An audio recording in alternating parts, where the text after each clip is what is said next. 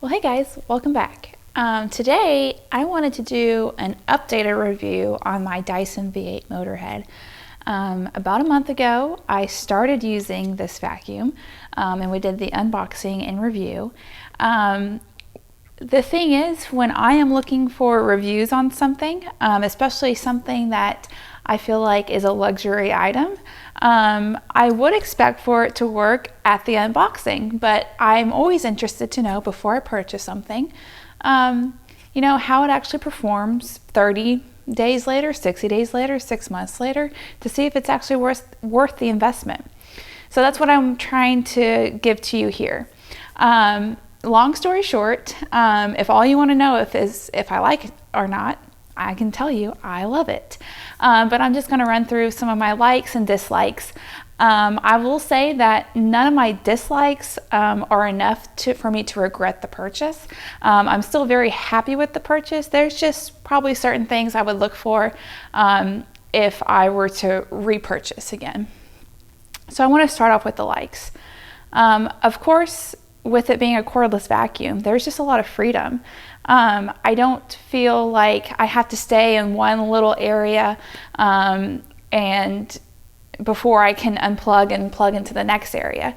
I also do like that I can just pull it out of the closet real quick, get a real quick mess and put it right back in the closet and not have to deal with a cord. I mean, that's really one of my favorite parts.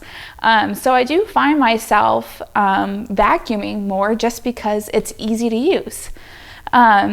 Another great part of this vacuum, that since it is a Dyson, and Dyson is known for having a premium vacuum with a great suction, I mean, this vacuum delivers just that. I wasn't expecting the amount of power that it gives, especially with it being cordless and battery operated, but it actually is pretty impressive with what it picks up. I purchased this home brand new and haven't been living in it for too long, but I went ahead and used the max suction feature on this vacuum on the brand new carpet, and it was picking up a lot of, I assume, just dirt and debris, just even from construction. So I was really impressed when I was starting to see that really out of a brand new home. So I'm excited to maintain the cleanliness of my home using this vacuum. The next item is that it's lightweight. I believe the advertised weight is about 8 pounds. All of the weight is really up here in the detachable motor and dustbin. This is where all the weight is. So it's a little bit different than your traditional vacuum, and it did take a little bit of getting used to. I felt myself really trying to push it into the ground because all the weight was up here. It just kind of made sense to me to really push it into the ground. But as I used it, that really wasn't necessary. And so once I got out of the mindset of the kind of odd weight distribution, I was able to just really glide the vacuum without any problems. I think maybe subconsciously I was afraid of the brush head lifting off the floor, but I haven't had any issue like that. So I've been really happy. It just took a little bit of getting used to, maybe a little learner's curve. Now, I do have long, dark brown hair, and I have a lot of it. In a traditional vacuum, my hair would always get caught up in the brush head. And it isn't a huge deal, it's just a maintenance item for the brush head itself. But something kind of shocking is that I noticed my hair doesn't get really tangled up in the brush head. I did notice after a month of use, 1 or 2 strands caught up in there, which I just were able to take a simple pair of scissors and cut out. But honestly, I vacuum with this every day, and the fact that only 1 or 2 hairs was caught up in the brush head was really impressive to me. So it's not a huge deal. It's just a nice perk of this vacuum, in my opinion. And finally, probably one of my most favorite features of this vacuum is that it has a very slim profile to it, and it lays down really nicely. I think in the last video you could see how easily I was able to get under this couch. But I actually have some furniture items like bedside tables that have a low profile as well. And this vacuum is actually able to get under the furniture, and which is great for maintenance, and just getting those dust bunnies and just stuff that will accumulate under furniture. So I really, really like that. Now, one thing I just wanted to clarify, I had made a comment in the first video about the attachments for the vacuum not being attachments on board, and I was afraid of losing them. Now, once I really started to use the vacuum, I noticed that the docking station itself has spots for those tools. So there really is no fear of misplacing those attachments, because it will all be with the docking station. So I just wanted to clarify that. Now, for my dislikes, and I hate to call them dislikes because I really like the vacuum. There's just certain things that, like I said, if I were to repurchase a vacuum, or if I, in the future, want to get a different type of Dyson cordless vacuum, there's just certain things I'd probably look for. Now, one thing with this particular vacuum is the way that you can tell how much battery is left is by 3 LED lights. And so when you are fully charged, you have all 3 lights. And as you use the vacuum, those lights start to dwindle down all the way to 0. And even when you don't have any lights, there is still some battery left. You just don't really know how much. I do know that in one of the newer models, I'm not sure which model exactly, it actually tells you on the vacuum itself how many minutes is left on the cleaning. So that is really nice.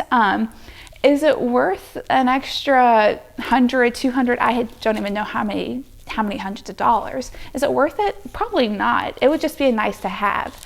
Again, it's not make it or break it, but I have used the vacuum a couple times and been in a great rhythm, and then all of a sudden it stops working. So then I had to go charge it. And that's just something that I have to get used to, is just keeping it charged. I will say that on the just the normal suction feature, I can do my whole house, which is about 30 minutes of vacuuming, with no problem at all. Now on the carpets, I do like to use the max suction, which the vacuum itself says that it is not the best for that. You don't get the battery life out of max suction. But you know, I might be vacuuming carpets and then I might be on the tile floor and I'll forget to change it over. And there is a definite difference in battery performance between the normal suction and the max suction. And you know, the high suction, the max suction, it really does work great. I will say that I noticed on my wool carpets, my wool rugs, the brush might get stuck and it will stop spinning. And all that you have to do is, so you just release the trigger, let everything come to a stop, and then you just go over to the normal suction feature and it's just fine. So it's just a matter of learning the vacuum and knowing how to best use it for your own house. Now, one thing that is just fine for me, but might not be fine for those with a large family or any kind of pet, is the size of the dustbin itself. Now, it's pretty small, as you can see with my hand. But not only is the dustbin itself small, but the max fill line is actually all the way over here. So you really, I guess it's recommended to really only fill up this much, which I can fill up pretty easily. And it's really easy to dump out the dustbin, but like I said, if you have a large family or a larger home or a pet, you probably don't want to be doing that in the middle of your vacuum. I can make it through my whole house and just dump it out and it's just fine. But that might be something that you might want to look out for. Now, I do know that Dyson does make a model with their full-size dustbin. So that might be something that you want to look out for. And then finally, not necessarily something that I disliked, just something I had to learn, was, like I said, the trigger. You have to pull on the trigger constantly for this vacuum to operate. And it's not a big deal. Again, it's just something I had to get used to.